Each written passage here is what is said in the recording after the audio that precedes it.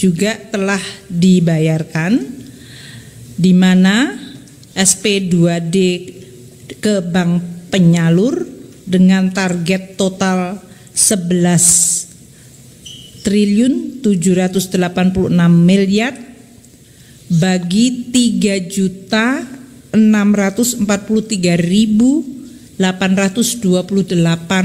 pensiunan. Saat ini telah disalurkan sebesar 11.571,09 miliar rupiah. Berapa pensiunan? Sebanyak 3.577.359 pensiunan atau 98,18% yang sudah menerima. Yang disalurkan melalui PT Taspen adalah 10.195.195,61 miliar atau 3.095.503 pensiunan. Sedangkan pensiunan dari TNI Polri melalui PT Asabri telah disalurkan 1.375,45 1.375,48 miliar rupiah. Itu untuk pensiunan TNI Polri yang disalurkan melalui PT Asabri. Dalam periode 2022 hingga 2024 diperkirakan tumbuh di kisaran 5% di tengah melambatnya ekonomi global dan terjadinya perang dagang dan proteksionisme serta konflik geopolitik yang menyebabkan volatilitas harga komoditas.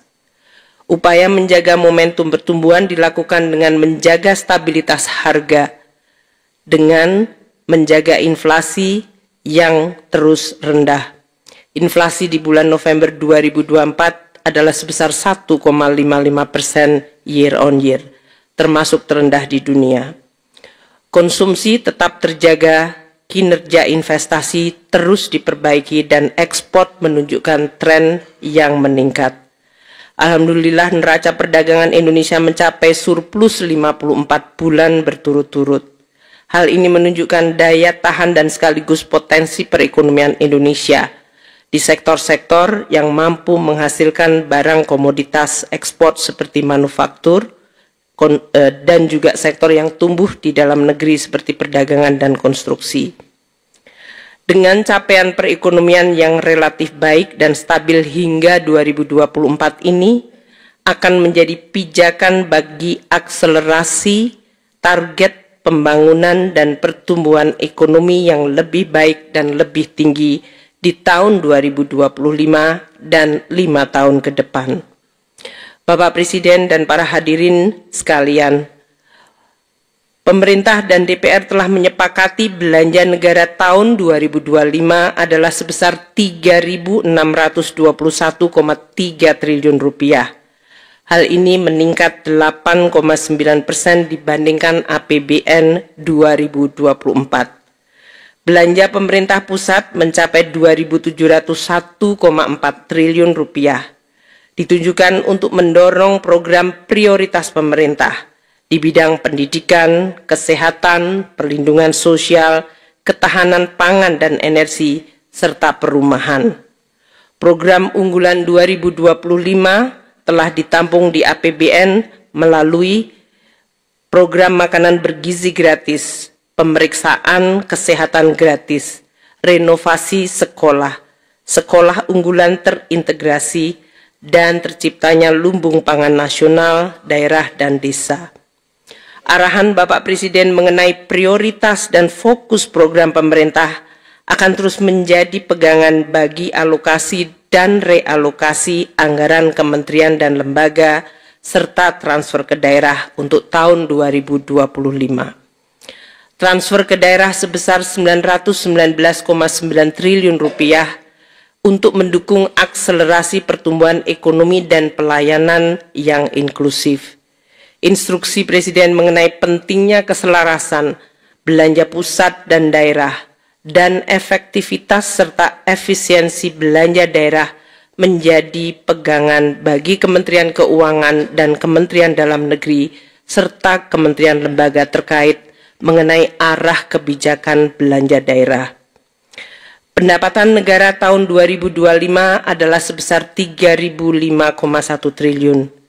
Akan diperoleh melalui upaya pengumpulan sumber penerimaan negara dari pajak, bea cukai, dan penerimaan negara bukan pajak secara maksimal.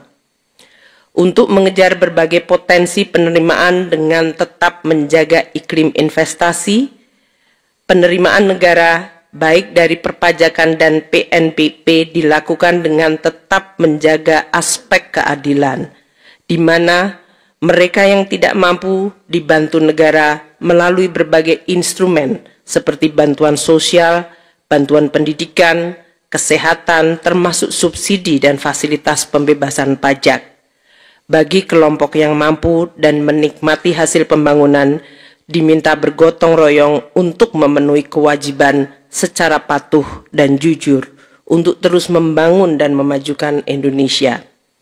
Reformasi di bidang perpajakan termasuk penerapan teknologi informasi dan digital untuk perbaikan layanan dan sekaligus menciptakan dan melindungi basis pajak yang kuat dan meningkatkan kepatuhan wajib pajak, terutama dari ancaman praktek penghindaran pajak dan persaingan pajak global yang semakin tinggi akan terus dilakukan. PNBP akan terus digali dengan tetap menjaga layanan publik yang berkualitas, serta terus mendorong hilirisasi untuk memenuhi keadilan antar generasi. APBN 2025 dirancang dengan defisit sebesar 616,2 triliun rupiah atau 2,53% dari PDB.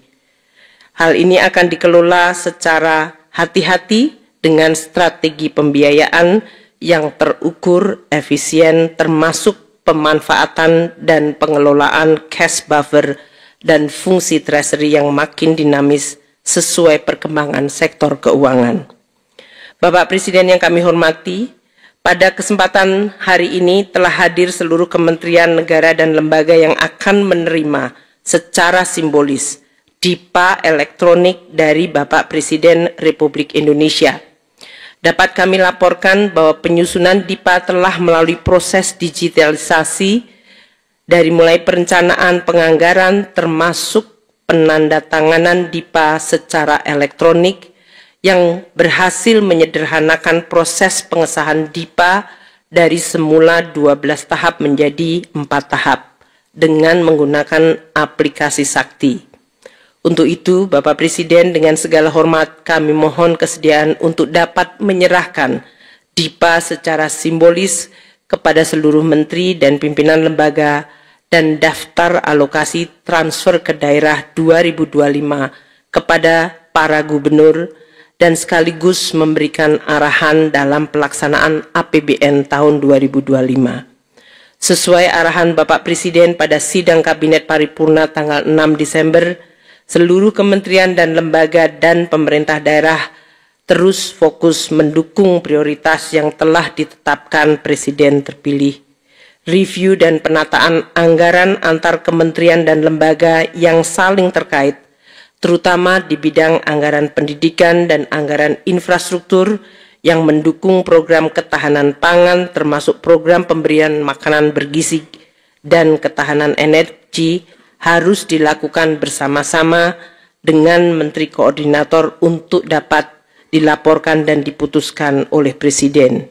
Sebagai penutup, kami mengharapkan agar DIPA, Kementerian Lembaga dan Daftar Alokasi Transfer ke Daerah tahun 2025 dapat segera diselesaikan dan dilaksanakan sehingga pada awal tahun masyarakat dan perekonomian dapat langsung merasakan manfaatnya secara maksimal. Demikian kami sampaikan laporan, semoga Allah Subhanahu wa taala Tuhan yang Maha Esa senantiasa memberikan petunjuk dan perlindungan kepada kita semua. Wassalamualaikum warahmatullahi wabarakatuh. Duta Korpri dari Kemenpora, dan juga terima kasih Pak Ariandi, Direktur Operasional Taspen, Pak Aidu, Direktur yang menangani pensiun di Badan Kepegawaian Negara, rekan-rekan semua seluruh Indonesia. Hari ini kita bersyukur ada dua pakar, Pak Ariandi dan Pak Aidu, yang memahami betul bagaimana desain dan tata kelola pensiunan ya dari para ASN. Nah, hari ini saya mengajak kita semua memikirkan lebih serius lagi agar besok saat pensiun kita semua para ASN bisa sejahtera. Sebab kalau menggunakan kriteria yang sekarang, skema yang sekarang, kita itu kalau pensiun nanti menerima ya maksimal ini pengetahuan saya, seingat saya 75% dari gaji pokok. Nanti Pak Idul dan Pak Randy akan menjelaskan lebih detail lagi. Nah, kalau gaji pokok kita 4 juta, maka kita akan menerima kurang lebih 3 juta. Nah, sekarang kita itu bisa menerima 15 juta karena ada tunjangan jabatan, ada tunjangan anak, tunjangan istri, ada tunjangan kinerja. Jadi yang kita terima sekarang banyak, tapi gaji pokok kita sedikit. Sedangkan pensiun kita dihitung berdasarkan gaji pokok dan tunjangan yang melekat. Nah, oleh karena itu dari Korpri ya tidak bosan-bosannya concern betul dengan upaya peningkatan kesejahteraan ASN dan pensiunannya. Sudah berkali-kali ini kita bahas untuk nanti terus kita bisa memberikan masukan kepada pemerintah, apakah undang-undangnya diperbaiki, PP-nya diperbaiki, iurnya diperbesar. Karena sekarang pensiunan yang kita terima ini adalah berasal dari uang yang kita iur. Ya, uang yang kita bayarkan setiap bulan, dan uang kita itu kita titipkan di Taspen, di tempat Pak Ariandi. Setiap bulan para ASN itu membayar iurannya untuk nanti pensiunan kita. Nah, Taspen mengelola. Jadi uang yang dikelola di Taspen itu uang kita. Dan ini Pak Ariandi, saya membaca berita banyak sekali, ini Pak Aidu, berita yang Kementerian Keuangan akan ikut mengambil alih pembayaran gaji pensiunan. Nah, ini mestinya Kementerian Keuangan tidak usah ikut di dalam proses bisnisnya Taspen. Kementerian Keuangan tetap saja fokus di kebijakannya.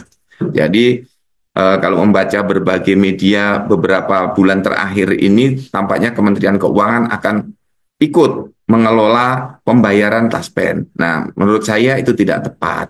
Dan kalau para ASN ditanya, pasti dengan para pensiunan lebih setuju dikelola oleh Taspen seperti sekarang ini yang sudah sangat terbiasa, sudah terlatih melakukan verifikasi, validasi, siapa yang pensiun, siapa anaknya, istrinya, jandanya, atau dudanya, karena ini teknis sekali. Nah, ini perlu kita memiliki kesamaan pandangan bahwa uang yang ada di Taspen adalah uangnya para ASN yang kita titipkan kepada PT Taspen. Sehingga tata kelolanya seluruhnya sesuai ketentuan peraturan perundang-undangan dilakukan oleh PT Taspen. Saya sudah mengkaji peraturan perundang-undangnya, membaca, ya, menyimak dan melakukan analisisnya. Kemudian yang perlu kita lakukan adalah teman-teman semuanya, seluruh pengurus Korpri, kementerian, lembaga, provinsi, dan kabupaten kota, kita harus mulai mendesain bagaimana caranya agar besok kita saat pensiun itu sejahtera. Bisa kita desain sejak kita masuk menjadi CPNS. Bagaimana kita mengelola penghasilan kita, sebagian kita investasikan untuk saat kita pensiun. Jadi kita investasinya panjang. Kalau masuk umur 30, nanti pensiun umur 60, kita bisa investasi 30 tahun rutin, kita potong gaji untuk persiapan pensiun di luar yang sudah dipotong oleh pemerintah. Nah, kita bisa melakukan itu. Yang masih 15 tahun melakukan upaya top up melalui PT Taspen. Nah, kita cari cara-cara terbaik. Atau memang kalau pemerintah berkehendak, uang iuran kita ditambah. Tidak 4%, ya, tapi menjadi 10%. Itu nanti juga pensiunan kita akan bertambah lagi. Nah, langkah-langkah ini yang perlu kita lakukan, maka saya mengundang Pak Aidu dan Pak Ariandi yang sudah makan asam garamnya persoalan pensiun. Jadi tolong nanti Pak Ariandi diberikan trik dan tipsnya, juga Pak Aidu. Seperti saya sudah melakukan upaya-upaya untuk bisa meningkatkan kesejahteraan saat saya pensiun nanti kerjasama dengan di Taspen Live. Demikian pengantar saya. Puri, terima kasih. Selamat Dies Natalis untuk UNS yang ke-49, titip mumpung pas ketemu rekan-rekan semuanya yang hadir di sini. Sukses selalu, Korpri, maju terus. Wassalamualaikum warahmatullahi wabarakatuh. Waalaikumsalam warahmatullahi wabarakatuh. Terima kasih keynote speaker kita terkait strategi ASN pensiun sejahtera yang terhormat Profesor Dr. Zudan Arif Fakrullah SHMH, Ketua Umum Dewan Pengurus Korpri Nasional sekaligus Kepala BKN Republik Indonesia. Terima kasih Prof.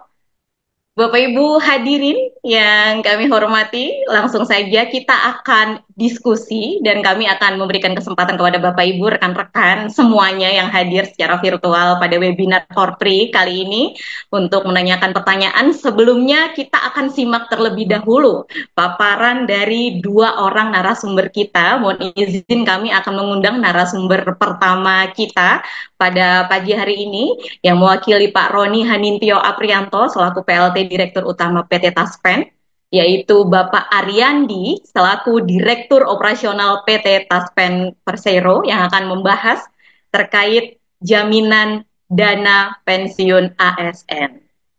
Selamat pagi Pak Ariandi. Pagi Mbak Uri. Baik, Bapak hari ini sehat kondisinya? Alhamdulillah sehat. Apakah berpuasa Pak, mohon izin? Ya pastilah. Alhamdulillah. Terima kasih Pak Ariandi, terima kasih kesempatannya. Pagi hari ini kami memohon dengan segala hormat Pak Ariandi untuk berkenan menyampaikan materi dan sesuai yang sudah disampaikan oleh Prof. Zudan tadi selaku Ketua Umum DP Korpri Nasional sebelumnya tadi. Pak Ariandi kami mohon untuk menyampaikan materi Bapak terkait jaminan dana pensiun untuk aparatur sipil negara itu seperti apa, karena tampaknya ini menjadi isu dan keresahan para ASN yang usianya sudah mendekati usia purna tugas nih Pak, kayaknya sudah mulai gelisah ini, terutama ini ternyata karena saya sendiri juga mengalami ibu saya sendiri yang sudah purna tugas, kebingungan bagaimana nanti pensiun, overthinking ya namanya biasanya perempuan overthinking gitu. Nah tapi kalau dari perspektif Pak Ariandi barangkali ada insight, wawasan dan juga ilmu-ilmu, tips-tips dan triknya bagaimana jaminan dana pensiun ASN tersebut bisa dijelaskan lebih lengkap lagi Bapak. Silahkan Pak. Baik. Mbak Uri, terima kasih. Yang terhormat Pak Zudan, Pak Aidu, dan Bapak Ibu peserta webinar.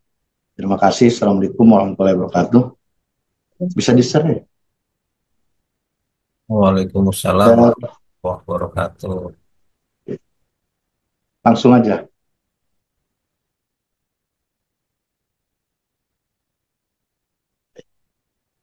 Saya langsung saja Bapak Ibu. Jadi untuk menghadapi masa pensiun, Taspen sebenarnya sudah menyiapkan berbagai macam jenis layanan.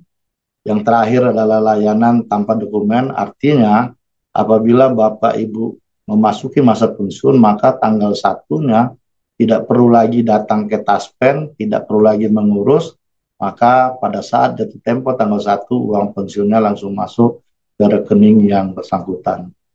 Kemudian setiap bulannya setelah pensiun kita sudah melakukan autentikasi yang tadinya para pensiunan harus datang ke kantor bayar, ke bank dan pos, sekarang tidak perlu lagi.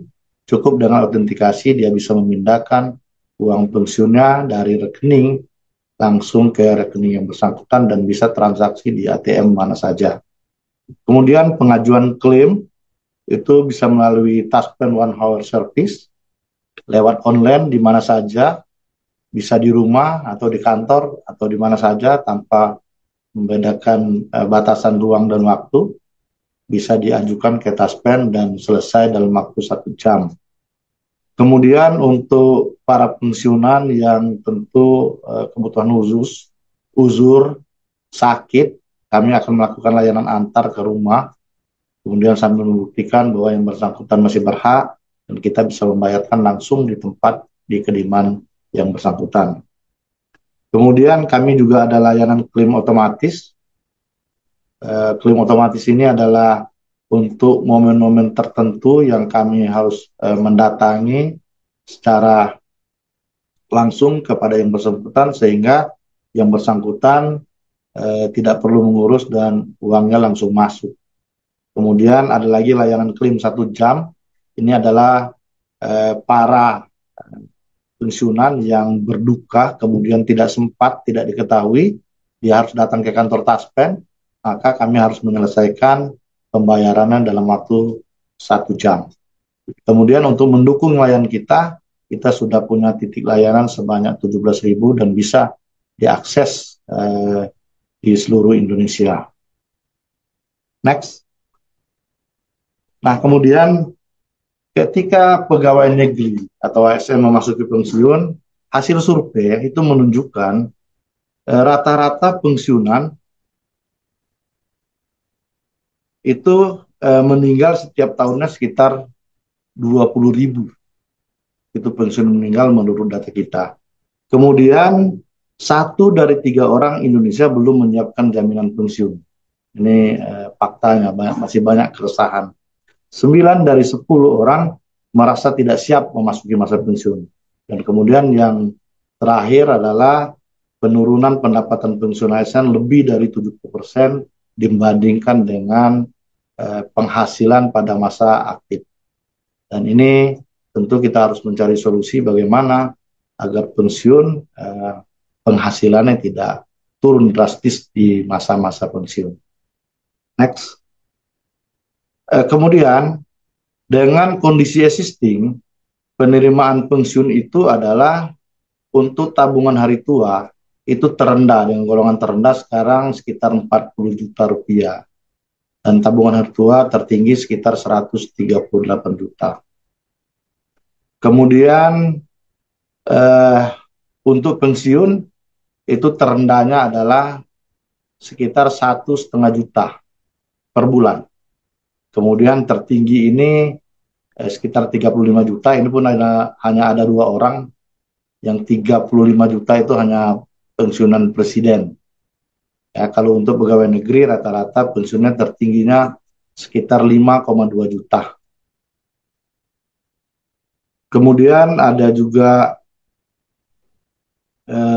JKK, ya, jaminan kematian dan jaminan kecelakaan kerja yang diterima oleh pegawai negeri sipil apabila mengalami kecelakaan atau mengalami kematian. Terus, nah kemudian ini terus saja.